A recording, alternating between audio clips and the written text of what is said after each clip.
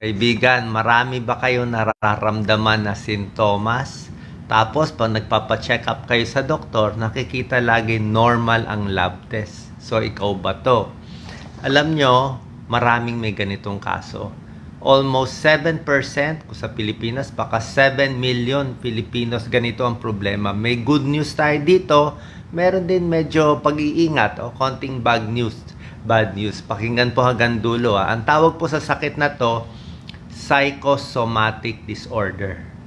Ito yung tunay na nasa isip mo lang at gawa-gawa lang ng isip mo. Meron talagang ganitong sakit. Na dahil lang sa isip natin, marami tayong sintomas nararamdaman. Okay? Ipapakita ko itong mga symptoms explain ko sa inyo So ito ang mga symptoms ng psychosomatic disorder. Ito yung mga possible mula ulo hanggang paa. Napapagod, fatigue, okay? Insomnia, hindi makatulog. Masakit ang katawan, masakit ang likod. Talagang masakit ang likod niya. Palagay natin, masakit yung kamay niya talaga. Pero pag chinek mo, normal. Kaya nila i-high blood ang sarili nila. Normal blood pressure. Tapos, iisipin nila high blood sila, high blood sila. Kaya nila pahirapan yung sarili nilang paghinga. Trouble breathing. Kaya kumulo ang tiyan, kaya magtae, kaya mag-headache, kaya mag-rashes, kaya magka-ulcer. Ang ibig ko po sabihin, meron silang nararamdaman talaga. Ulcer, masakit yan, masakit ulo, parang puputok na yung ulo nila. Pero pag ginawa ng lab test, pag ginawa ng CT scan, normal. Pag ginawa ng MRI, normal. Ito yung mga lagi nagpapadala sa emergency room. Mamatay na ako, ang sakit ng dibdib ko, nakadagan na. Talagang heart attack na to. Pag ECG, normal. O baka sasabihin niya, namamanhid na to, stroke na. Wala naman pala. Or yung iba naman, namamanhid kamay ko. Yung ihi ko, nilalanggam, nauuhaw ako, tapos masakit ang ulo ko, sure ako, diabetic na ako. Pag chinek ang blood sugar, normal. So, anong ibig sabihin nun? Ito pa yung mahilig mag-google. Mahilig sila mag-google. Pag delikado po mag-google ng mga sakit. Ginoogle lahat ng sakit. Nakita na. Ito na yung mga sakit. Ang dami na. Pero normal. Anong ibig sabihin nito? Explain ko sa inyo. Psychosomatic disorder. 7 million Pinoy, 7% ng tao na pinipilit nila may sakit sila. Pero wala naman pala. Sino ang mga tinatamaan nito? Ang risk factor, tingin ko yung mga below 30 years old. Kung wala pa kayong 30 years old, hindi pa kayo gano'n nakikinig kay Doc Willie. Pag wala pa kayong 30 years old, ang dami nyo naramdaman, sakit ng ulo, hindi napapasok, depressed na, ito na pinaka-problema ko. Pag below 30 kayo, tingin ko 95% sa inyo walang sakit o psychosomatic disorder. Gawa-gawa ng isip. Pero may 5% chance na baka talagang may congenital heart, may heart problem. May ganun pa rin, di ba? Next, yung mga magulo yung lifestyle. At risk din yan. Yung hindi malabas yung emotion nila. Minsan, kaya kung ano-anong sakit. Childhood neglect, may abuso nung bata pa, may depression, may anxiety, may personality disorder, mas prone dito sa mga quote-unquote gawa-gawang sakit. Unemployment. Isa pa nakita kong risk factor, yung sobrang yaman. Yung sobrang daming pera na kung ano na lang naiisip Bukod dito, itong mga pasyente, ito yung mga criteria. Tingnan nyo kung kayo to. Palipat-lipat sila ng doktor. Laging search ng Google, hindi maintindihan. Pinipilit, ito sakit ko ngayon. Bukas, iba naman yung sakit ko. Next week, iba naman. Tsaka yung mga taong may psychosomatic disorder, parang hindi nila matanggap na wala sila talagang sakit. Kahit sabihin ng doktor, healthy ka, normal ECG mo, normal blood test mo, okay ka. Hindi pa rin sila papayag. Pipilit nila may sakit sila at nagagalit sila. Nagagalit sila either sa doktor nila o sa ibang tao na hindi sila pinapaniwalaan na may sakit sila. Feeling nila yung medical needs nila hindi natutugunan. Hindi sila pinapansin. Okay, nadidepress sila, jumping from one doctor to another. Parang Munchausen syndrome yun eh. Talon ng talon. Ang problema dito, baka hindi na makakatrabaho sa work, sa school, o sa socially. So, ito na yung criteria. Malalaman natin kung kayo may psychosomatic disorder or hindi. May good news and bad news tayo mamaya. Ang diagnosis nito, maraming sintomas na nararamdaman. Tulad na sinabi ko, di ba? Sakit ng tiyan, sakit ng ulo. Tapos, pag check up, normal lahat. Pag pakinig ng doktor, physical exam, pinakinggan yung puso, okay lahat. Yung baga, okay lahat. Lahat okay. Lab test, okay. Physical exam, okay. CT scan, okay. Ultrasound, okay.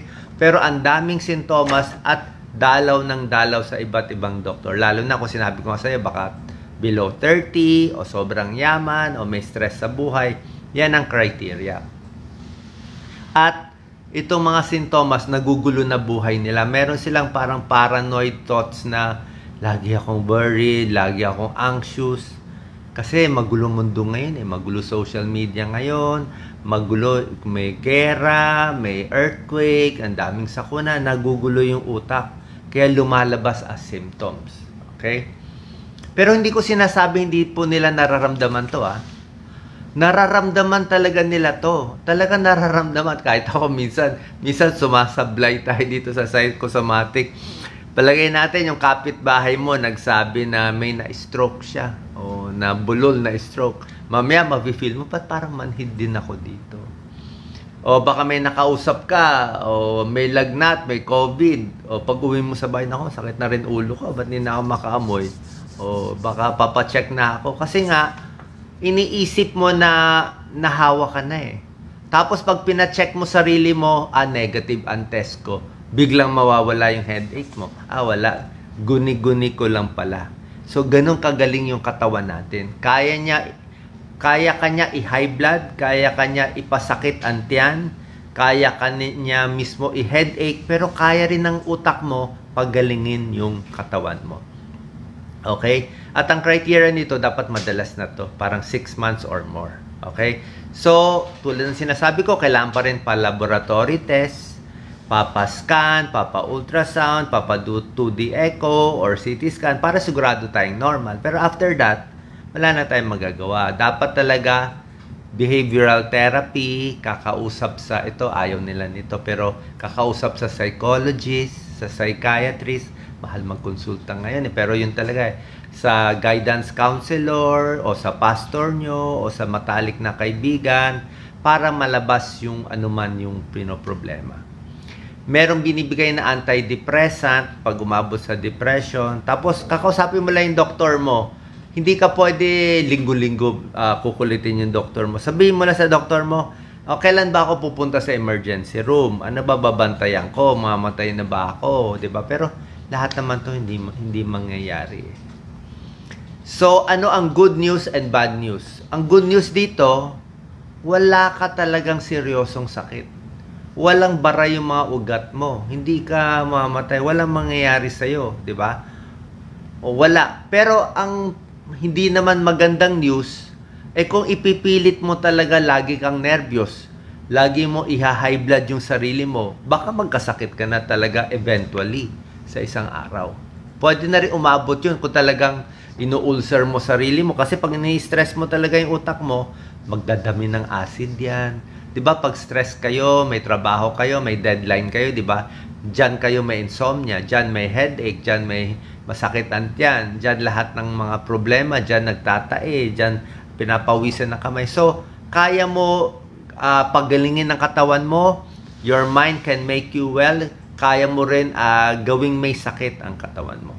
Prevention strategies, siguro bawas stress. Doon lang tayo sa goals na realistic, wag din sobra lalim ang goals nyo o baka hindi nyo maabot. Exercise, napakaganda. Malabas yung energy. Laging matutulog. Enough sleep. Pag kulang sa tulog, mas kung ano-ano naiisip. Pwede isulat yung mga problema nyo. Journal, ilabas yung mga sama ng loob. Tigil alak, tigil sigarilyo, healthy weight. deep breathing, muscle relaxation, support from loved ones, 'di ba? Yun naman.